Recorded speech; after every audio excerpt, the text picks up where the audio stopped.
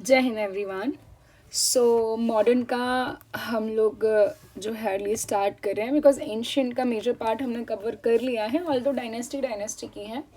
Ancient से जो question बनते हैं वो आर्ट एंड कल्चर से बनते हैं, तो हम वो भी कवर अप करेंगे। एंड मैं जो पढ़ाने वाली हूँ वो आपको सबसे ऑथेंटिक सोर्स से पढ़ाने वाली हूँ बिकॉज एनसीईआरटी से ज़्यादा ऑथेंटिक सोर्स कोई है ही नहीं, है ना। तो हम लोग डायरेक्ट एनसीईआरटी पढ़ने वाले हैं जिससे कुछ भी ऐसा रह ही ना जाए कि हम कवर नहीं कर पाए, है ना। मतलब सब कुछ हमारा कवर हो जाना चाहिए।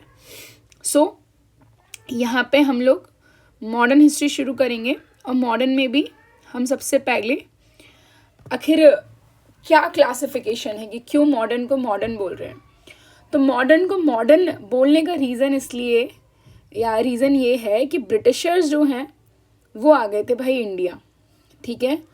यूरोपियंस जो थे या ब्रिटिशर्स जो थे वो इंडिया आ गए थे, तो उनके आने की वजह से there were so many changes जो इंडिया में आए। अब आप देख सकते हो कि ये वाला जो चैप्टर है ना, इस चैप्टर को कितनी जगह एनसीईआरटी ने कवर किया है। 8th में कवर किया है, 12th में कवर किया है, अलग अलग जगह। तो हम सारा देखने वाले हैं। अब बात ये हुई कि ठीक है मैम, आपने कह दिया ब्रिटिशर्स आ गए थे या दूसरे यूरोपियन नेशंस आ गए थे, क्यों, क्या कारण था। तो अब यहाँ पर सबसे पहले हम कारण देखेंगे कि भैया व्हाट वाज द रीज़न जिसकी वजह से ये जो लोग थे ना ये इंडिया आए। तो यहाँ पे आप देखो advent of Europeans in India में क्या लिखा है यहाँ, लेट मी जूम दिस।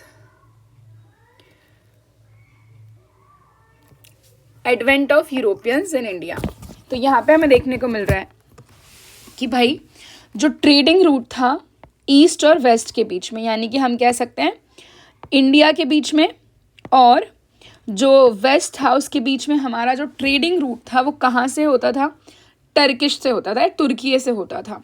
अब अगर आपके सामने मैप है तो आप उसमें ये देखना कि तुर्की जो है ना वो एक ऐसा देश है, कैसा देश है, एक ऐसा देश है कि जो आपका, जस्ट अ सेकेंड ना, पेन में कुछ तो इशू है। हाँ, एक ऐसा देश है जो आपका एशिया में भी आ रहा है और यूरोप में भी आ रहा है। तो मैं कह सकती हूँ एशिया से यूरोप की कनेक्टिविटी या फिर इंडिया से यूरोप की कनेक्टिविटी तुर्की के थ्रू है, क्योंकि तुर्की की एक सिटी है जिसका नाम है इस्तांबुल, वो यूरोप में पड़ती है। पूरा का पूरा तुर्की जो है वो इंडिया में, मतलब कि एशिया में पड़ता है।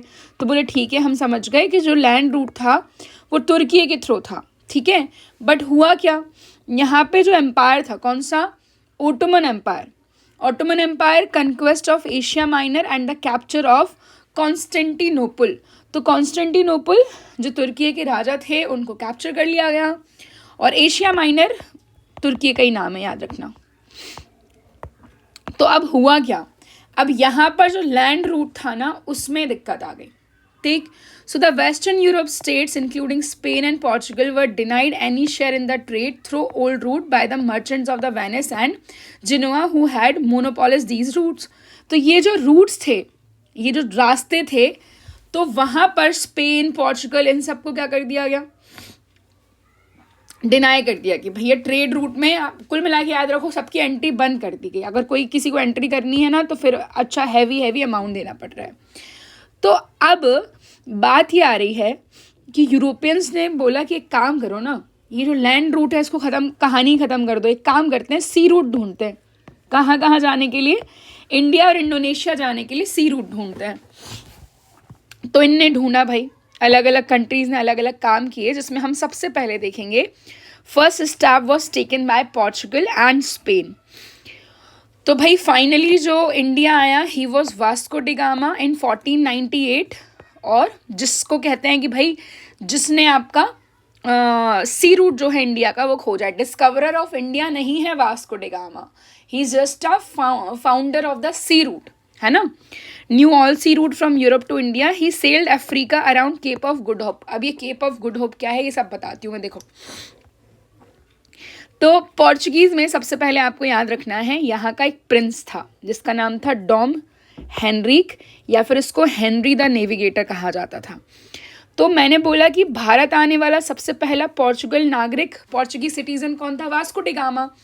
पर क्या वास्को डी गामा पहला था जिसने भारत आने के लिए जतन किए, मतलब इससे पहले कोई किसी और ने आने की कोशिश नहीं की क्या पोर्चुगल से?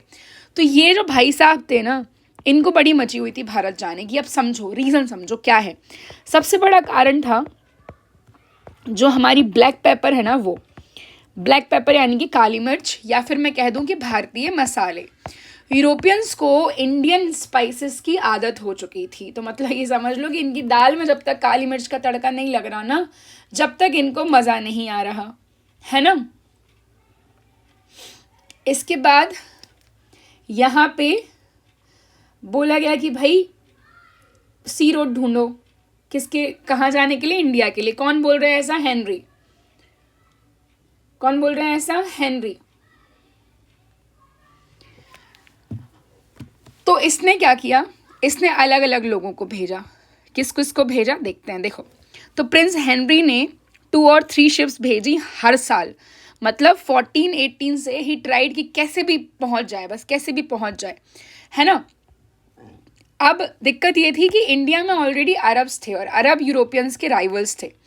तो यहाँ पे कौन कौन आया, क्या क्या हुआ, सबसे पहले आप देखेंगे 1487 में एक व्यक्ति आता है जिसका नाम है बार्थोलोम्यू दियाज। नाम याद रखेंगे, क्या नाम है? बार्थोलोम्यू दियाज। अब ये जब आ रहा था ना इंडिया, तो भाई ये फंस गया किस रीजन में? साउथ अफ्रीका वाले रीजन में। अब साउथ अफ्रीका में फंस गया, जैसे तैसे वहाँ का एक छोटा सा आइलैंड था, बहुत समुद्री तूफान आ गया, तो जैसे तैसे वहाँ का एक छोटा सा आइलैंड था, ये वहाँ गया, इसने अपनी जान बचाई और इसने उस जगह को नाम दे दिया क्या? Cape of Good Hope. ठीक है, उसने बोला कि हाँ यहीं से होगा रास्ता भारत जाने का। And then finally Vasco da Gama आते हैं 1498 में। कहाँ? कलिकट। कलिकट जो है मलाबार कोस्ट, या फिर मैं और स्पेसिफाई कर दूँ ना, केरला वाली जो कोस्ट है, वहाँ पे कलिकट पोर्ट पर 1498, डेट याद रखेंगे बच्चे, ही अराइव्ड। और ये एक अरब मर्चेंट की हेल्प से आया था, याद रखना, है ना। So he was accompanied with an Arab merchant. ठीक है, तो sometimes there is a question that Vasco da Gama was accompanied by which Arab merchant? क्या नाम है इसका जिसके साथ ये कलिकट आया था?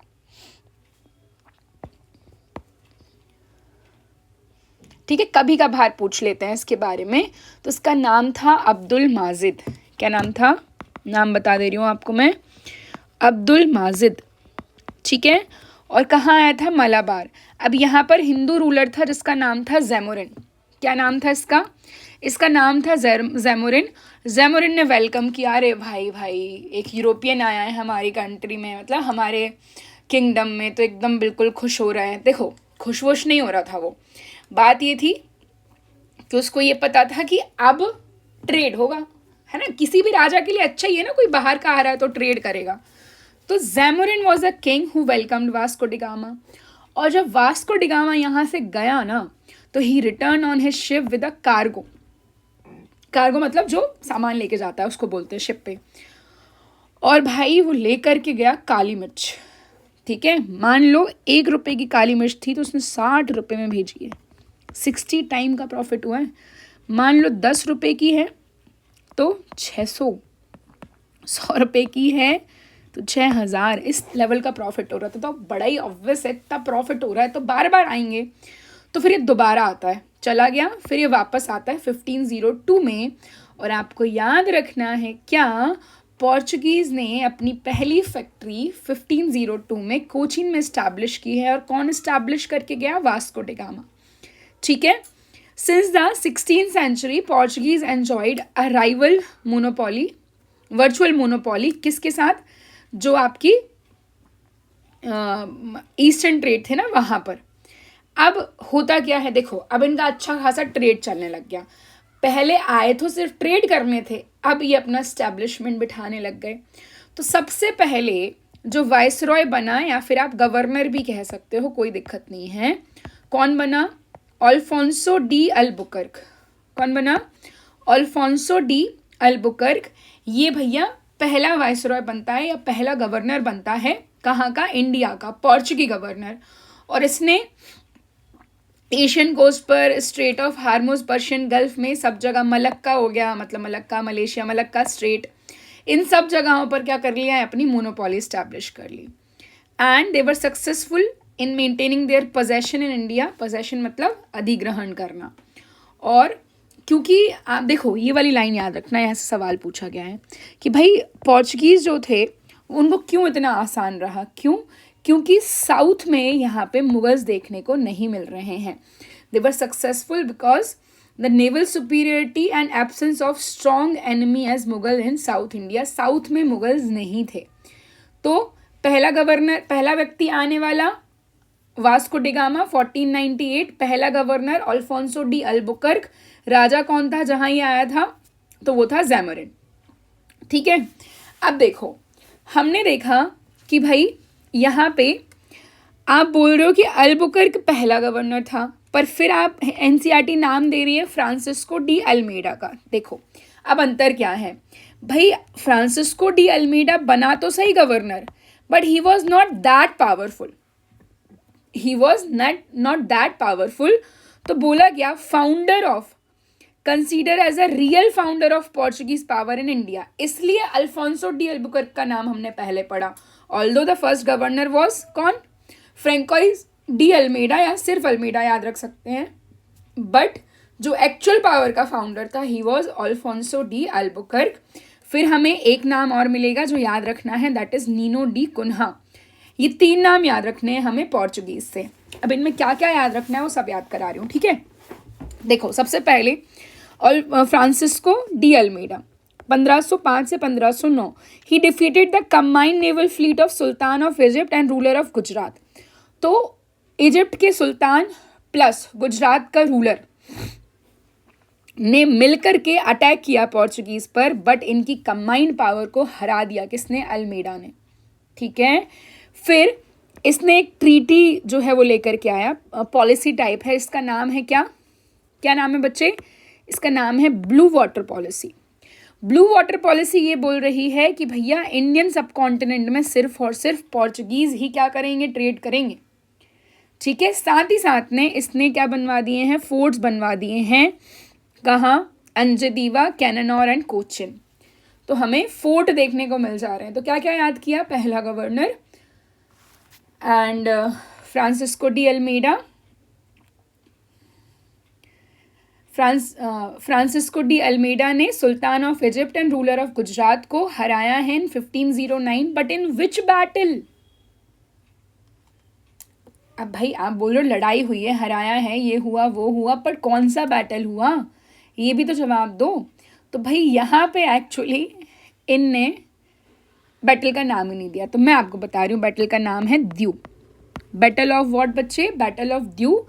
3 फरवरी 1509 में हुआ है ये. ठीक है. याद रखेंगे हम लोग.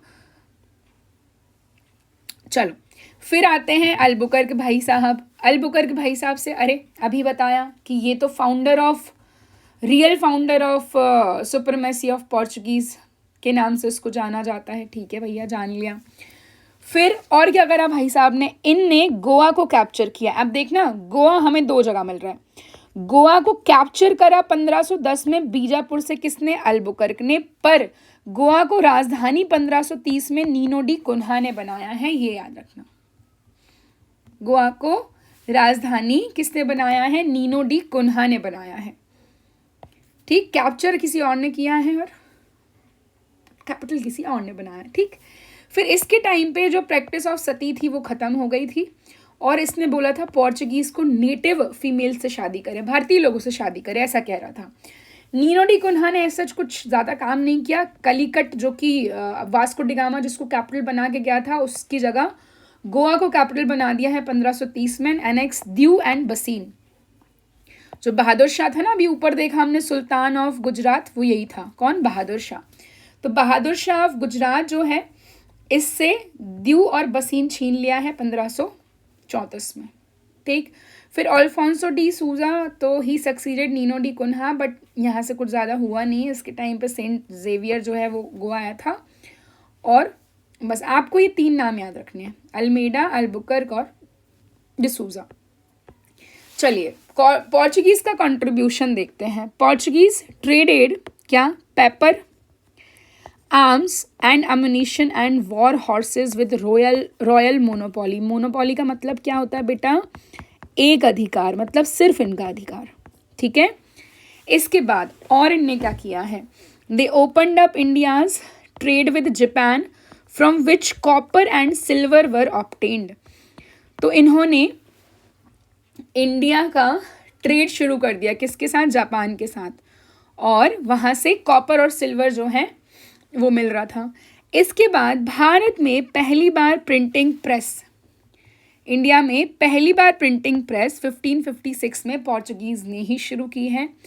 अब भैया पिछले साल का यूपीएससी सीएससी का क्वेश्चन बता रही हूँ तुमसे, इवन मुझसे तक ये क्वेश्चन गलत हो गया था, बट ठीक है अब नहीं करेंगे, अब हम एनसीईआरटी ही पढ़ रहे हैं ना, एक एक लाइन आपको यहीं से आएगी पेपर में।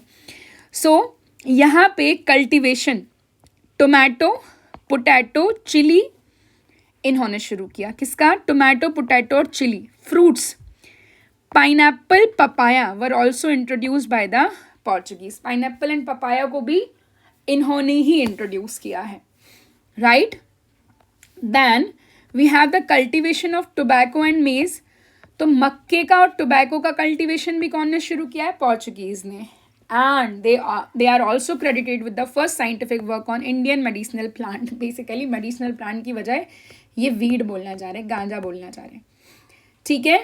तो क्या क्या किया भाई, इनने ट्रेड किया पेपर का, आर्म्स का, अम्यूनिशन का, वॉर हॉर्सेस का, फिर पहली प्रिंटिंग प्रेस, फिर टोमेटो, पोटैटो, चिली। आलू टमाटर की सब्जी बना रहे हैं ना, आलू टमाटर और मिर्च। फ्रूट में एप्पल और पाइनएप्पल एंड पपाया, ठीक है, और टोबैको एंड मेज, इस सब का इन्होंने क्या किया है, शुरू किया है। अब देखो बैटल ऑफ द्यू ऊपर बताया था, बट उसके अलावा भी देयर आर सर्टेन बैटल्स जो हम याद रखेंगे। 1508 में बैटल ऑफ चौल, 1509 में बैटल ऑफ द्यू, 1612 में बैटल ऑफ स्वाली एंड 1739 में बैटल ऑफ वसई, ठीक है। तो अब देखना, ऊपर हमने एक चीज़ देखी थी, क्या देखी थी, देखो यहाँ पे हमने देखा है कि भैया इन्होंने द्यू एंड बसीन 1534 में क्या कर लिया है, कैप्चर कर लिया है।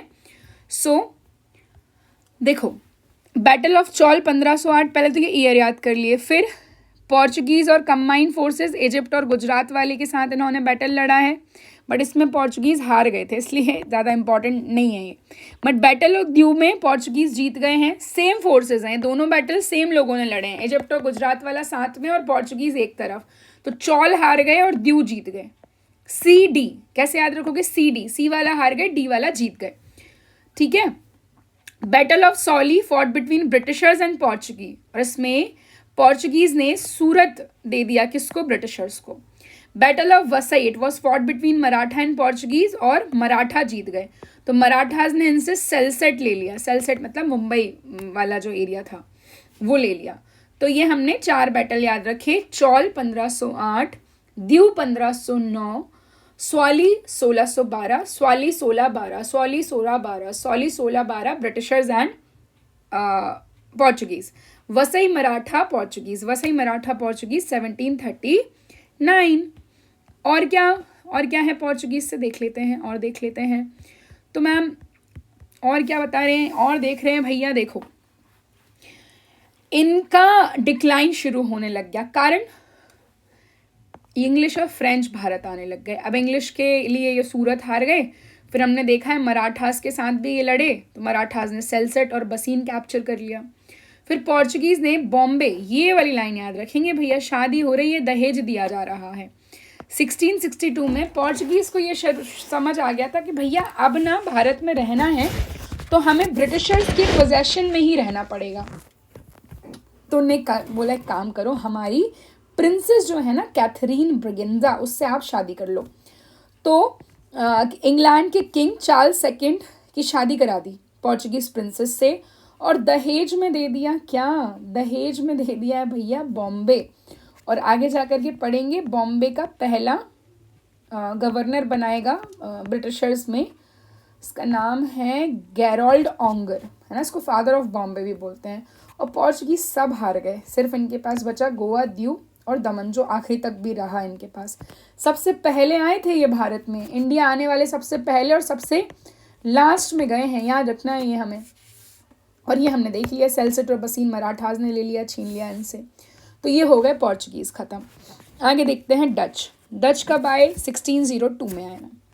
वो कब आए थे वास्को डी गामा भाई साहब? 1498 में आए थे। Dutch east India company was formed. The Dutch state general, the Dutch parliament ने चार्टर दिया। चार्टर मतलब एक लाइसेंस, जाओ जाके ट्रेड करो। तो मेन इंटरेस्ट डचेस का इंडिया में था ही नहीं एक्चुअली। इनका इंटरेस्ट था जावा, सुमात्रा जो कि इंडोनेशिया है, एंड द स्पाइस आइलैंड, जहाँ पे स्पाइसेस मतलब इंडोनेशिया वाला रीजन है। But they soon turned out Portuguese from the Malay Strait in 1623, defeated the English attempt to establish themselves there. तो इनने पोर्चुगीज को हटा दिया, ब्रिटिशर से लड़ाई कर ली, और जो मलय स्ट्रेट है मतलब मलेशिया, मलक्का वाला रीजन, वहाँ पे खुद को स्टैब्लिश करने की कोशिश की। First Dutch mission to India was led by Cornelis de Houtman. जैसे वहाँ से वास्को डी गामा आया था, वैसे ही हम याद रखेंगे भैया, डचेस की साइड से भारत आने वाला पहला कौन था? कॉर्नलिस डी हॉटमैन था। फिर इनने मुगल से अपना शाही फरमान ले लिया। मसूलीपट्टनम में क्या किया इनने? अपनी पहली फैक्ट्री खोली। मुगल्स तो ठीक है, बट यहाँ पे गोलकुंडा के सुल्तान ने इनको मसूलीपट्टनम में परमिशन दी फैक्ट्री बनाने की। तो भैया उनने अपनी पहली फैक्ट्री कहाँ खोली थी? कलिकट। इनने पहली कहाँ खोली है? मसूलीपट्टनम। अब इनका मेन इंटरेस्ट जो था ना, वो स्पाइस ट्रेड था, बट स्पाइस के साथ साथ इन्होंने इंडियन टेक्सटाइल को भी ट्रेड किया है। They along with the English were instrumental in exporting Indian textile to the west. They spread south from Masulipatnam to the Coromandel. तो मसूलीपट्टनम से लेके कोरोमंडल तक स्प्रेडेड थे, obtaining Pulicat from the local ruler. Local ruler से इन्होंने क्या ले लिया था? पुलिकट ले लिया था। और इन्होंने सूरत, बरोच, कैम्बे, अहमदाबाद, गुजरात, इस सब में अपने पोजेशंस बना लिए थे। इन्होंने पोर्चुगीज़ को भी हरा दिया था, मलाबार कोस्ट ले ली थी, श्रीलंका को भी कनकर कर लिया था इनने पोर्चुगीज़ से। बट इनको ये पता था कि अंग्रेज़ों के सामने हम नहीं टिक पाएंगे। दो पावर उस समय बड़ी बड़ी थी, एक इंग्लिश और दूसरे डच। ठीक है, अब हुआ क्या, एकदम लास्ट में जाकर के हम देखेंगे कि भैया जो डच है ना, उनको भगा दिया गया और उनके साथ एक बैटल होगा। ठीक है, कौन सा बैटल होगा? सो सवाल बनता है क्या कि भाई in which battle Britishers defeated Dutches in India, in which year, and Britishers की साइड से कौन लड़ा और डचेस की साइड से कौन लड़ा, इस तरीके से पूछ लेते हैं। तो पहली बात तो यहाँ पे ये देख लो कुछ और चीज़ें। तो यहाँ पे जो बैटल है वो है आपका बैटल ऑफ बेदरा। कौन सा बैटल है? बैटल ऑफ बेदरा 1759। ऑल्दो आगे आएगा बट फिर भी यहाँ पे देख लो। बेदरा की लड़ाई कब हुई है? 1759 में। ब्रिटिश साइड से था कर्नल फ्रांसिस फोर्ड, ठीक है, और डच साइड से पूरी की पूरी ईस्ट इंडिया कंपनी लड़ रही थी। तो एज सच कोई वैसा नाम नहीं देखने को मिला, बट हाँ एक नाम था फ्रांसिस फर्डिनेंड। इनसे पूछा नहीं जाता, इनसे बस इतना पूछा जाता है कि भाई डचेस को किस बैटल में हराया है? बैटल ऑफ बेदरा, बैटल ऑफ बेदरा, बैटल ऑफ बेदरा। ठीक, फिर यहाँ पे इन्होंने Indigo, salt Peter, Indigo and salt Peter main item थे जिनका ये क्या करते थे? एक्सपोर्ट करते थे। And now what is salt Peter in general language? तो सॉल्ट पीटर को आपको पता होगा, इस KNO3 बोलते हैं, है ना, क्रिस्टलाइन मिनरल होता है, potassium nitrate, potassium nitrate, this is potassium and this is nitrate. ठीक है,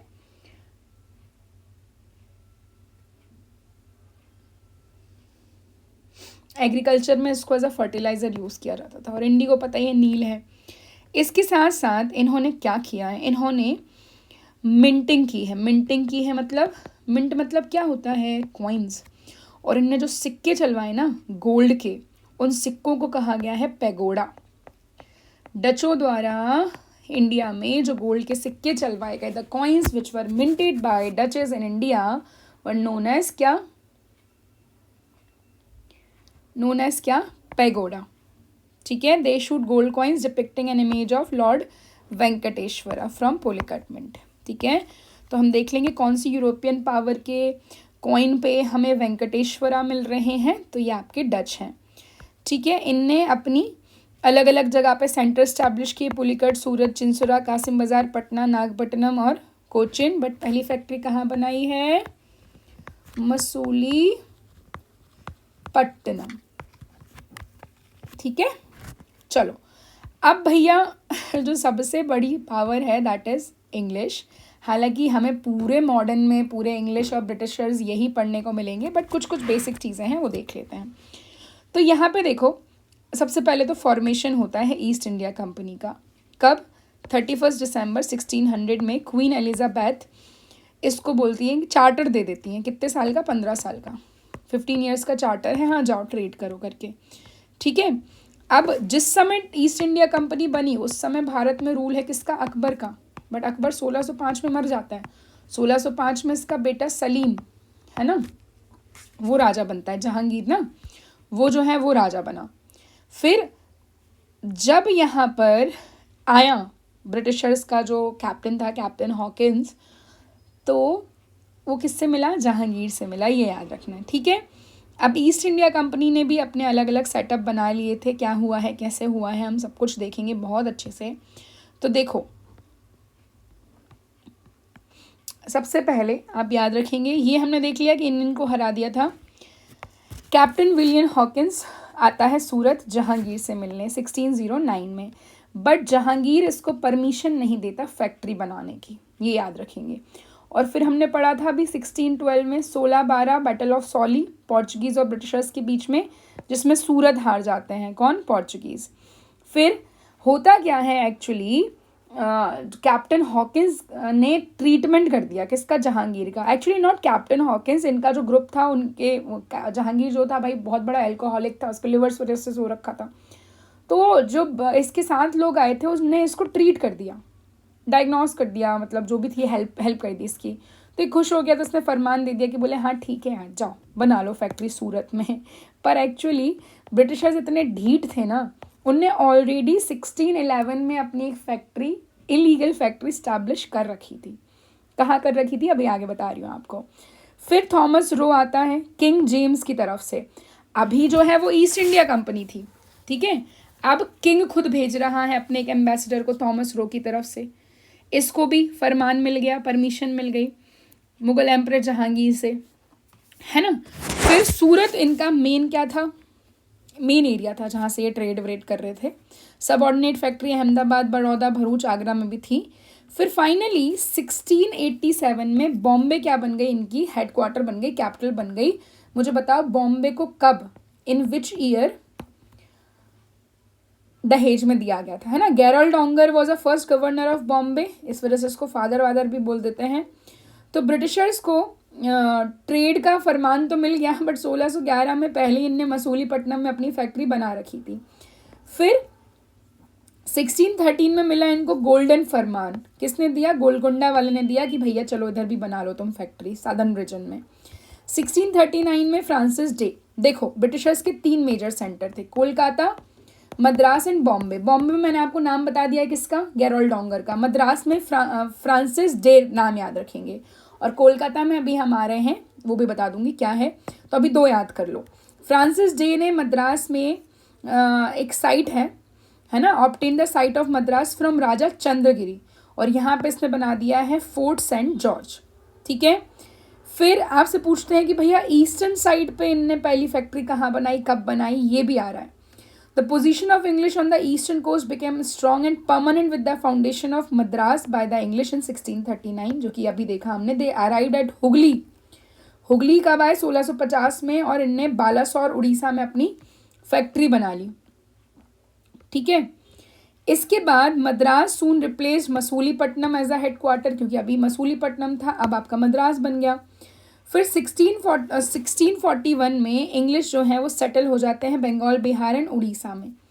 अब बंगाल आ गया। मद्रास और बॉम्बे देख लिया हमने। बंगाल में जो मुगल गवर्नर था वो इनको परमिशन दे देता है, और इंग्लिश ने अपनी फैक्ट्री बना ली यहाँ पर भी, है ना। अभी बताया मैंने आपको हुगली वाले रीजन में।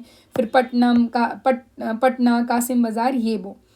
1667 में औरंगजेब ने इंग्लिश जो है उनको एक फरमान दे दिया, ठीक है, फॉर ट्रेड इन बंगाल। फिर जो मुगल गवर्नर था, अब यहाँ से याद रखो, 1672 में Mughal governor Shaista Khan issued N order confirming all the privileges, जो ऑलरेडी दे चुके थे उसको। तो ये सब इतना इंपॉर्टेंट नहीं है, बस जहाँ मैं कहूँ ये याद रखना तो वो याद रख लेना। यहाँ पर हमें नाम मिलेगा जो क्या करता है, कलकत्ता बसाता है। वो कौन है वो अभी हम देखेंगे।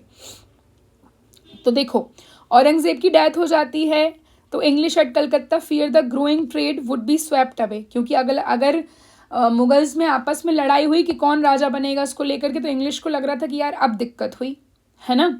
तो English got confirmation of their privilege. जो नया एम्परर बना Shah Alam, de facto ruler, Bengal का कौन था, मुर्शीद कुली खां।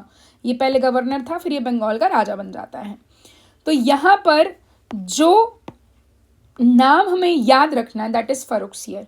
फर्रुखसियर ने फरमान जारी कर दिया और ये फरमान कहलाया है Magna carta of the company. मतलब सारे राइट्स इनको दे दिए गए, सालाना बस 3,000 रुपये दो और साल भर फ्री ट्रेड करो, ये बोला है किसने, फर्रुखसियर ने।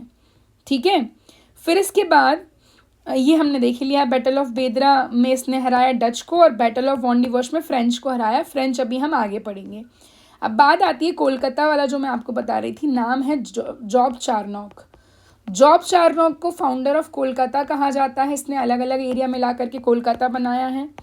फ्रांसिस डे जो है वो आपका फाउंडर ऑफ मद्रास कहा जाता है, और जो गैरोल्ड ऑन्गर है वो आपका फाउंडर ऑफ मुंबई कहा जा रहा है। ठीक है, बाकी ब्रिटिशर्स अभी हमें खूब पढ़ने हैं, बहुत कुछ पढ़ना है ब्रिटिशर्स के बारे में। अभी देखो important terms related with European rule in India. क्या है, कार्डाज सिस्टम।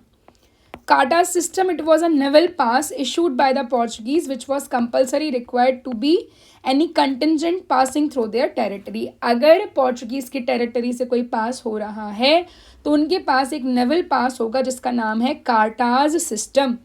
फिर फैक्ट्रीज अलग अलग एरिया में। फ्यूटोरियास, it was an unfortified trading post developed by the Portuguese. फरमान, रॉयल ऑर्डर मुगल्स वगैरह जो देते थे।